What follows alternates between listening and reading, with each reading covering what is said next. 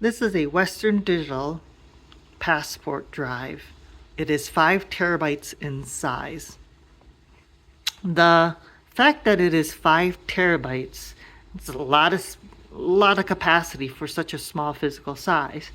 And because of that, this drive uses something called SMR. So to get that capacity, they use something called SMR, and SMR stands for shingle magnetic recording. And as you can see here, CMR, which is conventional magnetic recording, kind of writes it all at one, have their own track. So SMR, what they did was they kind of overlap a little bit to fit more in, more data in the physical spot. Overlapping. So it causes a lot of performance issues. And as you can see, especially when you are getting it close to full,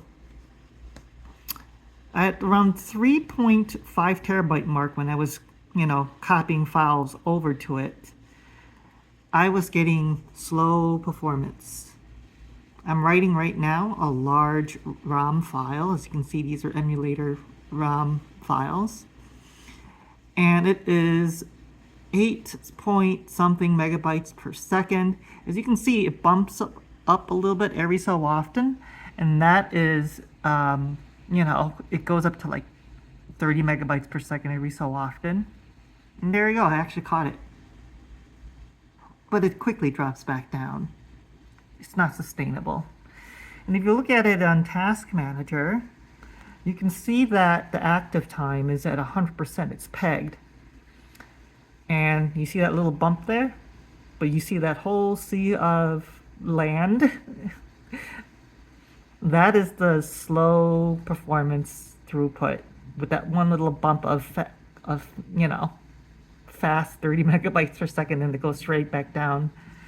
So know what you're getting into when you buy one of these large capacity SSD drive. I'm sorry for the lack of focus. I don't know why it's hunting.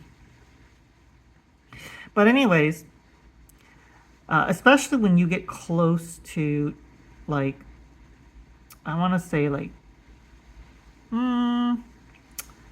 towards the end.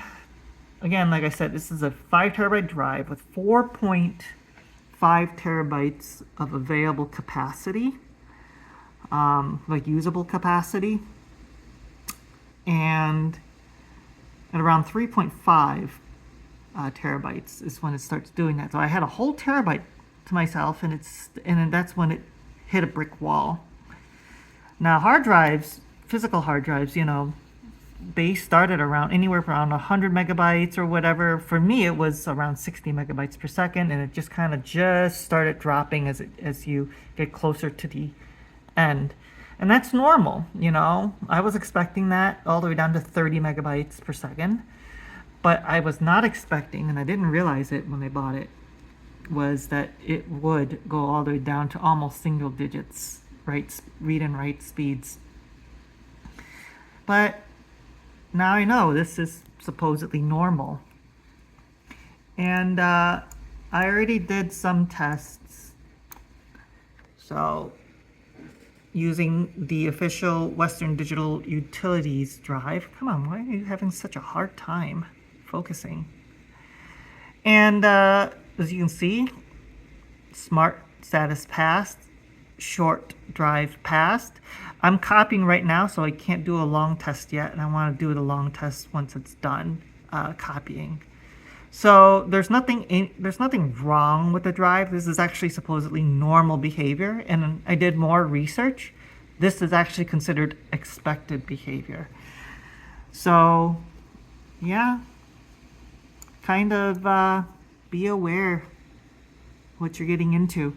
Now, if it's just for backups and stuff, you're going to be fine, more or less.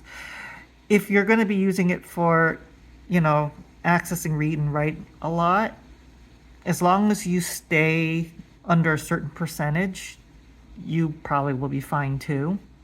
But people buy these large drives to use it. So the only thing I can think of for a good use case like this is for archival purposes or backups. Because more than likely you're going to write to it. If you're patient enough to actually fill the drive, just leave it, set it to write, and just leave it alone until it's done. And then when it's done, then store it away. Because that's really what these drives are for, more than likely. What I'm using it for, as you can already tell, I'm going to use this for ROMs, console ROMs, MAME ROMs, and basically it's for playing old school video games, emulated, using emulators.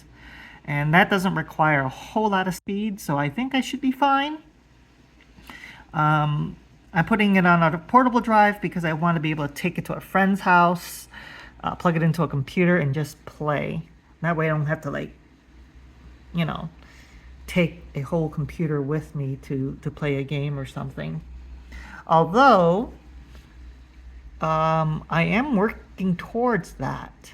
And that's why you saw that I have the B-Link computer that I unboxed. I'm actually trying to get that ready. I couldn't have my entire library on like a NVMe drive because those are expensive if you get like a 4 terabyte. And not all of them are going to fit my entire collection. So this is going to be more for like everything in this external drive if I want to play something that's not on the internal drive. So that's my purpose of putting it on there. And then the most played games are probably going to be on the internal SSD drive of that B-Link mini PC. And of course, my ROM's got to be from somewhere, so I'm copying from my my Synology NAS drive. It's a DS415 Plus, and it's a trooper. And I think I got like 20 terabytes, I think, of usable space there. So that's where that's coming from. So I already have a quote-unquote backup of stuff. Not really, though, because that's just one area. I still need to work on trying to figure out a way to back up that 20 terabytes. It's too expensive to do cloud. But yeah, that's pretty much it. Just giving you guys some information on these large capacity, small form factor drives, like portable drives. The main takeaway is just to make sure that you can find out whether they are CMR drives or SMR drives. There's also something called PMR drive, which are also good. They are PMR means parallel magnetic recording, and that's basically instead of laying the bits down flat like this, it's actually vertical. And because it's vertical, you can actually bring more of them linear, but they're still linear and they don't overlap. And because of that, you can actually pack more in the same spot. I think SMR, I don't know if they use a combination of linear or if it's, just, conventional being flat. But the fact that they overlap each other, each track overlap each other, that's the real main cause of the issue. So now you know. All right. Bye, guys.